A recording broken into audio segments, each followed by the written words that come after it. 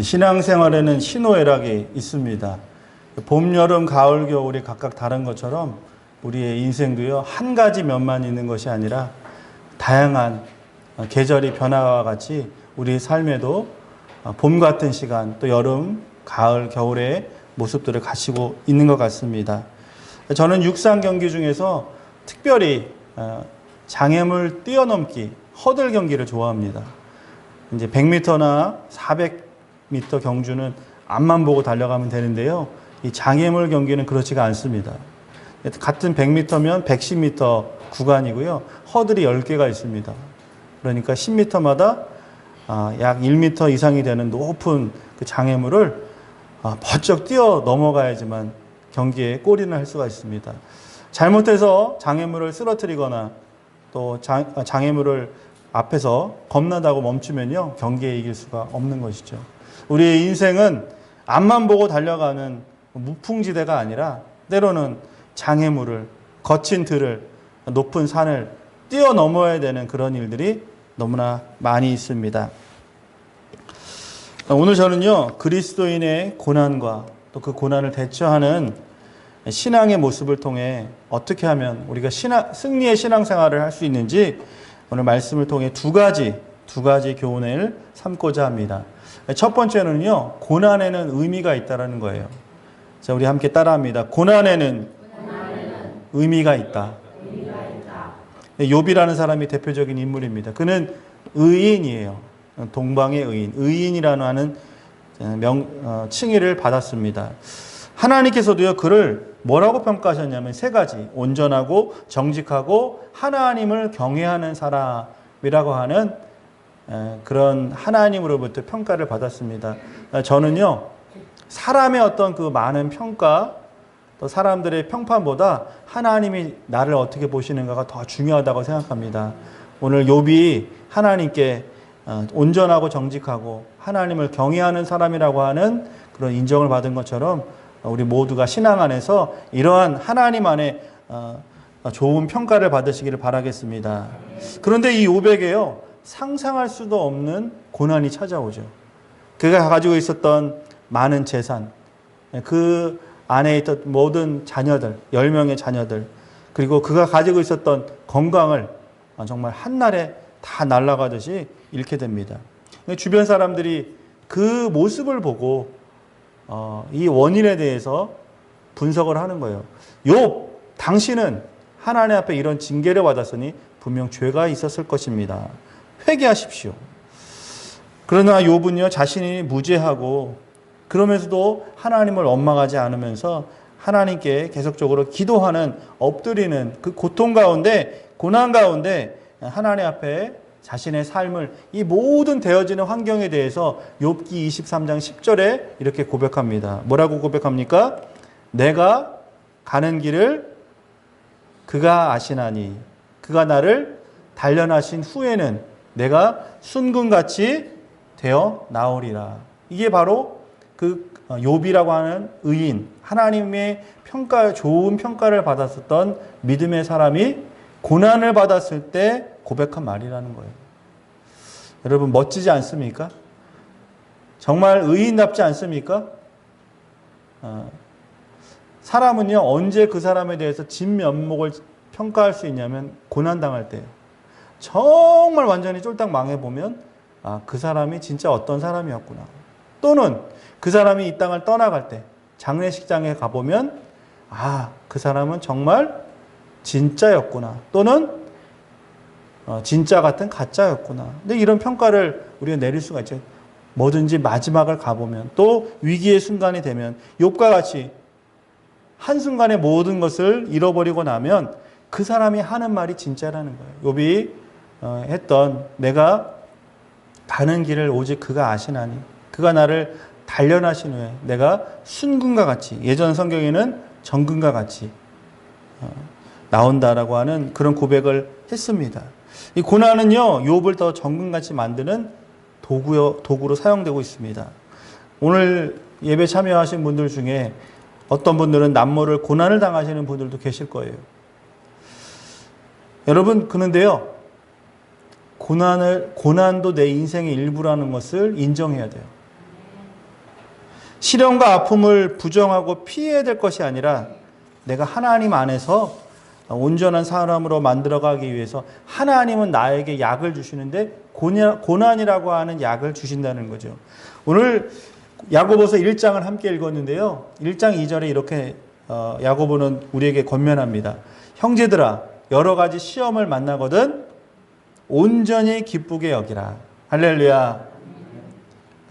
여기서 기쁘게라고 하는 말에 꾸미는 말이 온전하게라는 뜻이잖아요. 온전하게라는 것은 하나님 앞에서라는 말이에요. 그러니까 사람 앞에서는 싱글싱글하고 집에 가보면은 울상을 짓는 사람도 있잖아요. 예배 시간에는 다 은혜 받고 다 하나님이 해결해 줄 것처럼 믿고 가는데 집에 가는 길에 차 안에서는 아이고 나는 죽었다. 이게 온전한 게 아니에요.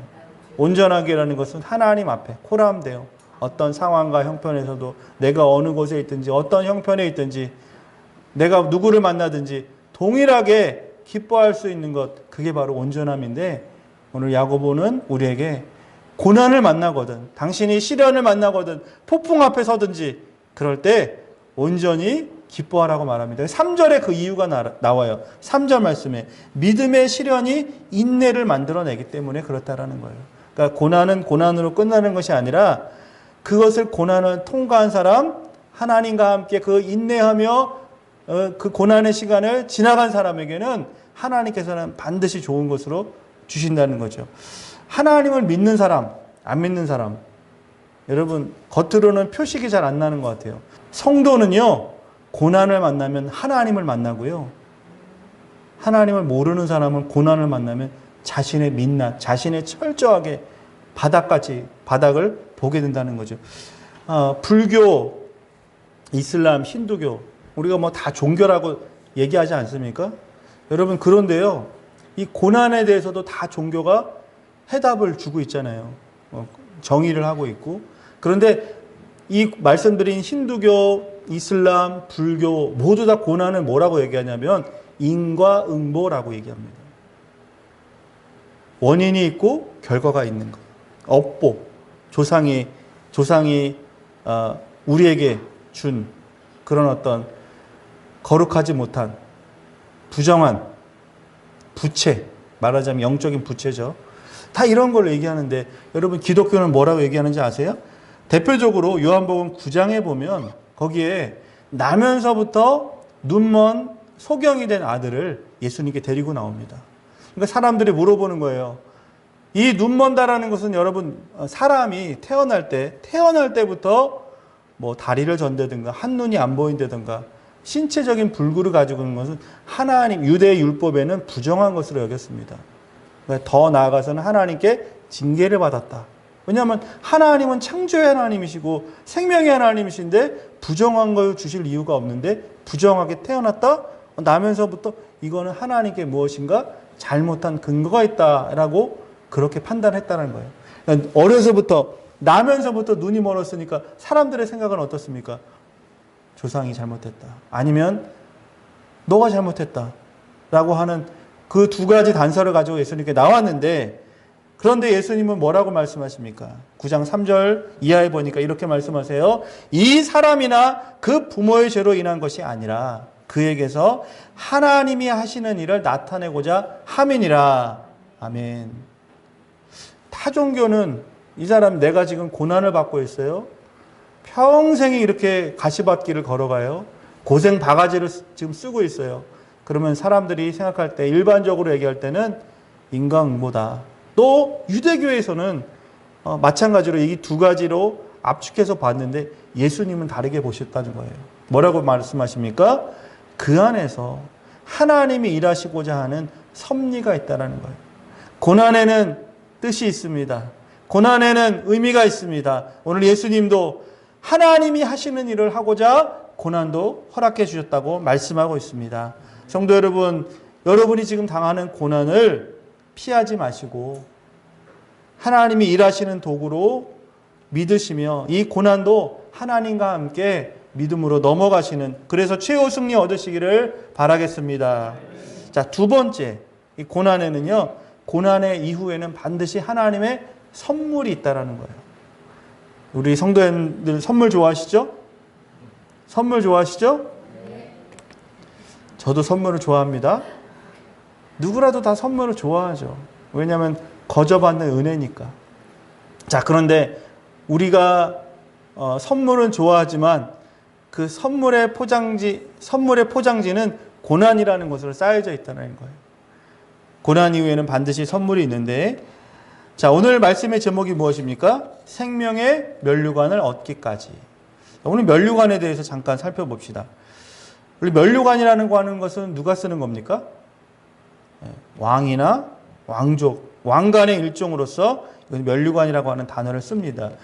이 면류관이라고 하는 의미는요, 왕의 권위와 위엄을 상징한다는 거예요. 성경에도 많은 면류관에 대해서 나오잖아요. 의의 면류관, 생명의 면류관. 오늘 이 면류관이라고 하는 단어는 성경에 찾아보니까 스테파노스라고 하는 단어를 사용합니다. 잘 기억하세요. 이 스테파노스가 어디에 쓰이는지. 이 단어는요, 경기장에서, 당시에는 그레코 로마 시대에서는 경기를 많이 했습니다. 지금 올림픽, 우리 4년마다 이루어지는 올림픽 개최지가 아테네잖아요. 그러니까 그 당시 이 야고보의 당시의 시대적인 배경이 바로 이런 경기, 올림픽과 같은 그런 경기들이 많이 있었는데, 그 경기에서 승자에게 주어지는 그 그것이 바로 스테파노스 면류관이라는 거예요. 또 어떤 사람은요, 경기뿐만 아니라 전쟁에 나가서 승과를 올리고 온 사람, 승전보를 가지고 온 장군에게 왕이 하사하는 것이 이 스테파노스 면류관 왕관이었다는 거예요. 자, 사도행전 7장에 가보면 우리가 잘 아는 집사님 한 분이 나오시죠. 그 집사님의 이름이 스데반 집사님이에요. 스데반 집사님이 7 집사 중에 한 명으로 뽑혔습니다. 성령과 지혜가 충만하고 사람들에게 인정받는 사람, 그러니까 하나님과 사람에게 인정받는 사람 중에 한 사람이 스데반이에요. 그 7장에 보면은 이 스데반이 복음을 전합니다. 하나님의 말씀을 전해요. 그런데 그것을 시기하고 질투하는 사람들이, 그 중에 젊은 바울이라고 하는 사울도 있죠. 이 설교의 말미는 돌에 맞아 죽는, 순교를 당하는 일이 이 7장에 나오고 있습니다. 자, 스데반이라고 하는 단어, 아까 제가 어떤 단어를 잘 기억하라고 그랬죠? 스테파노스. 그 말의 뜻이 무엇이냐면 스데반이란 뜻이에요. 스데반의 이름의 뜻이 스테파노스란 뜻이에요. 면류관. 자, 스데반은요, 복음을 전하다 죽었어요. 자신을 위해 살다 죽은 것이 아니라 주의 복음을 위해서, 정말 한 영혼이라도 구하기 위해서 그 진리를 전하다가 돌에 맞아 죽은 사람이 스데반 집사님이었어요. 자, 그 집사님 죽었을 때 예수님이 정말 내려오셔서 쓰러진, 죽어가는, 또 죽어있는 그 스데반을 붙잡고 천국으로 데리고 가셨겠죠. 그리고 천국에서 무엇을 주셨을까요? 면류관을 주셨다는 거예요. 스테파노스를 주신 거예요. 여러분, 우리 모두가 면류관 받기를 원해요. 의의 면류관, 생명의 면류관, 승리의 면류관, 영광의 면류관, 우리 모두가 면류관 받기 원합니다. 그러나 생명의 면류관, 의의 면류관 받기 전에 어떤 면류관을 받아야 되냐면 가시 면류관을 먼저 받아야 된다는 거예요. 오늘 예수님이 잡히시던 때 사람들이 예수님을 조롱합니다. 너가 왕이냐? 유대인의 왕이야? 왕이면 왕답게 해줘야지 하면서 만든 것이 무엇이냐면, 무엇으로 만든? 아니요. 가시. 근데 이 가시가요, 오늘 우리나라에는 그런 가시가 없는데, 그런 중동에서는 가시나무가 굉장히 흔히 광야 같은 곳에 많이 있습니다. 이 가시가 어느 정도냐면은, 사람 손가락 2마디 정도 되는 것, 또는 1마디 되는 이 정도의 가시 나무로 관을 만드는 거예요. 그러니까 자칭 유대인이라고 이 예수님을 모욕하기 위해서 자칭 그들이 인정하지 않는, 당신이 유대인의 왕이라고 그랬으니까 왕관을 씌워주는데 그 가시관으로 머리에 예수님께 씌우니까 어떻게 될까요? 이 가시가요, 사람의 이 두개골을 뚫고 들어가는 거예요. 푹 씌우는 거잖아요. 예수님의 성화나 여러분 그 영화에 보시면 그런 장면이 나오지 않습니까? 예수님의 머리에 무언가 쓰셨는데 그게 가시면류관. 그런데 거기에서 너무나 깊이 그 가시가 머리를 뚫고 들어갔기 때문에 아마도 일반 사람들이 그 가시를 살짝만 찔려도 또 손끝에만 닿아도 아파서 고함을 질렀을 텐데 예수님은 그 로마 병정의 조롱을 그 가시 면류관을 머리에 응당 받으셨다는 거예요. 예수님은 지금 그 가시 면류관을 쓰고 계실까요? 천국에 계신 예수님이 그 면류관을 가시 면류관을 쓰실 필요가 없으세요. 왜요? 그 가시 면류관을 통해 하나님은 생명의 면류관, 의의 면류관, 영광의 면류관으로 바꿔주셨기 때문에 그렇다라는 것이죠. 여러분, 우리는 모두 다 영광 받기를 원합니다. 누군가 나를 인정해 주기를 원해요. 어떤 직분을 갖기 원해요. 회사에서 진급을 하기 원하고 승진을 하기 원하고 사람들로 하여금 나에게 무엇인가 나를 존중해 주기를 바라는 것이 사람 마음 안에는 다 있습니다. 그런데 여러분 왕관의 무게를 견디는 자야만 왕관을 쓸 수 있다. 누가 한 말이에요? 셰익스피어라고 하는 극작가가 한 말입니다. 누구나 다 장자리가 되기 원하고 존경받기 원하고 그 자리에 가기 원하지만 그 자리에 있는 사람은 그 장에 있는 것이 아니라 그만큼의 무게가 있다는 거예요. 가장은 가장의 무게가 있어요. 교회 직분자는 직분자 나름의 또 무게가 있는 거예요. 마을에서 여러분 무슨 장이다, 어떤 직함이 있다 그러면 사람들은 그걸 쉽게 볼 수도 있지만 그 직함을 맡은 직분을 맡은 사람은요 마을 일을 이렇게 봤을 때 그냥 보지 않는 거예요. 아, 저거 내가 해야 되겠다. 아, 저 일을 내가 어떻게든지 해결해야 되겠다. 그런 책임감이 불일 듯 일어나는 거죠.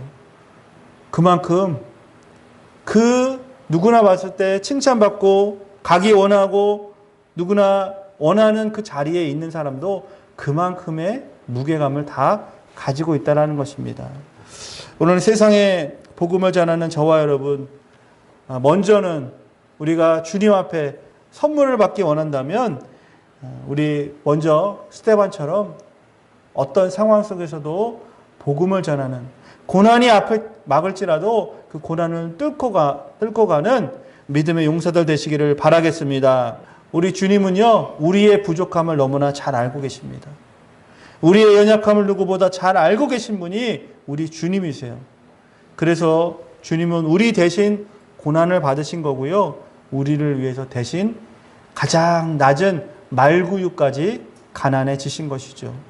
우리의 육체의 고난 대신 예수님은 십자가에서 머리부터 발끝까지 다 못을 맞으시고 또 가시 면류관을 쓰셨습니다. 이게 바로 복음이라는 거예요, 여러분. 이게 바로 복음이라는 거예요. 나는 아무것도 아닌데, 나는 할 수 없는데 예수님이 나를 위해서 십자가 지심으로 말미암아 우리는 모든 것을 할 수 있게 됐다. 우리의 길이 열렸고 우리의 인생의 통로가 활짝 열렸다라는 것, 바로 예수님이 우리를 위해서 십자가 지셨다라는 것이고 그것이 바로 복음이라는 거예요. 여러분, 고난을 받는 이유 중에 하나는 죄가 있습니다. 분명히 죄가 있는 거예요. 예를 들어서 여러분, 매일 소주 한 병을 마시는 사람이 있다고 생각해 봅시다. 10년을 그렇게 마셔요. 20년을 그렇게 마셔요. 그럼 병원에 가보면 뭐라고, 이 간이 어떻게 돼 있을까요? 네. 그래요. 당신은 간 수치가 높고 합병증이 올 것이고 술을 끊지 않으면 당신을 죽을 수도 있습니다. 당장 술을 끊으세요. 여러분, 왜 이 사람이 이런 현상이 나타났을까요? 술을 끊지 않았기 때문에요. 술에 내 인생을 걸었기 때문에 그런 거잖아요. 여러분, 죄를 지으면요 반드시 죄의 결과는 찾아옵니다. 그런 고난은 찾아와요. 자, 그런 고난이 내가 안다면 어떻게 해야 돼요? 당연히 술을 끊어야 되죠. 기도한다고 됩니까? 기도하고 술 먹으면 술이 안 취해요? 그건 아니에요. 여러분, 그건 하나님을 속이는 거예요. 하나님은 우리에게 지적인 능력을 주신 거예요.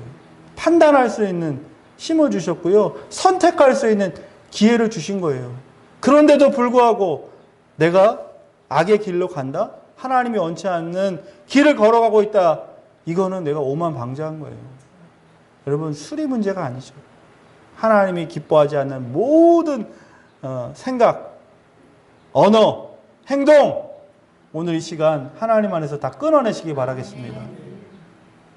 그러면요, 고난은 저절리 절로 도망가는 거예요. 내 앞에 고난의 가시밭길은 싹 다 꽃밭으로 바뀌어버리는 거예요. 오늘 그 꽃밭길을 주님과 함께 믿음으로 걸어간다고 여러분 상상을 해보십시오. 죄에 묶여서 사는 사람은요, 날마다 거기에 가지 않으면, 이 행동을 하지 않으면, 그 사람을 만나지 않으면 행복을 느낄 수가 없어요. 그런데 오늘 예수님을 만난 사람은, 오늘 십자가에 달리신 나를 위해서 죽으신 예수님 만난 사람은요, 과거에 나를 기쁘게 했던 그 사람, 과거에 나에게 쾌락을 줬던 행동, 나에게 안도감을 줬던 모든 일들이 정말 바울의 고백처럼 분토같이 쓰레기처럼 버리고 만나라는 것입니다. 여러분, 오늘 아까 요한복음 9장에 나왔던 것처럼 내가 잘못해서 고난이 찾아오는 것, 나의 죄 때문에도 오지만 또 하나님의 영광을 위해서 허락하신 욥과 같은 고난이 찾아올 때는 여러분 감사하시기 바랍니다. 하나님, 나에게 축복을 주시기 위해서 이런 고난도 주시는군요. 하나님, 나를 사람 만들기 위해서 이 사람을 나에게 붙여주셨군요. 저 사람이 그러니까 원수가 아니라 하나님이 보내신 귀인이라고 여기는 것이죠. 그런 나 자신을 본다면요, 내가 지금 당하는 고난, 나를 고통스럽게 하는, 나를 찌르는 이 모든 가시가 버려야 될 것, 부인해야 될 것이 아니라 하나님 안에서 받아들이고 감사함으로 내가 하나님 안에서 변화시켜야 될 것이라는 거죠. 여러분, 고난은요, 원석을 보석으로 바꾸는 놀라운 과정인 것을 기억하십시오. 오늘 나의 삶에 고난받는 자리에 계신 분이 계시다면 그 고난의 뒤편에 잠잠히 나를 도와주시고 중보하시는 예수님을 기억하시기 바라겠습니다. 오늘 스테파노스라고 하는 단어를 기억하라고 말씀드렸죠. 스테파노스. 스데반은 날 때부터 스테파노스였어요. 그의 부모는 아마 그런 마음으로 아들에게 이름을 지어준 것이죠. 너는 면류관이야. 그런데 그 면류관은 주를 위해 가시관 쓰지 않으면 생명의 면류관이 될 수 없어. 일평생 내 마음 안에 나도, 여러분도 면류관 스테파노스예요. 그 생명의 면류관 얻기까지 오늘 나에게 주어진 그 가시 면류관 하나님 안에서 단단히 붙잡고 그 면류관이 내게 앞에 놓였을 때 회피하고 부인하는 것이 아니라 주님, 나도 주님 위에 이 가시 면류관 쓰겠습니다. 그러할 때 이제 주님께서 그 가시 면류관 쓴 자에게 저 천국에서 하나님께서 생명의 영원한 영생의 면류관을 주시리라 믿습니다. 이 한 주간도 여러분 고난당하실 때 하나님께 감사하시고 그 고난의 의미를 깊이 말씀 가운데, 기도 가운데 주님 안에 깨닫게 해달라고 기도하시면서 주님과 함께 이 고난의 길을 묵묵히 걸어 나가셔서 승리하시는 우리 모든 성도님들 되시기를 축원하겠습니다. 사랑의 하나님, 우리는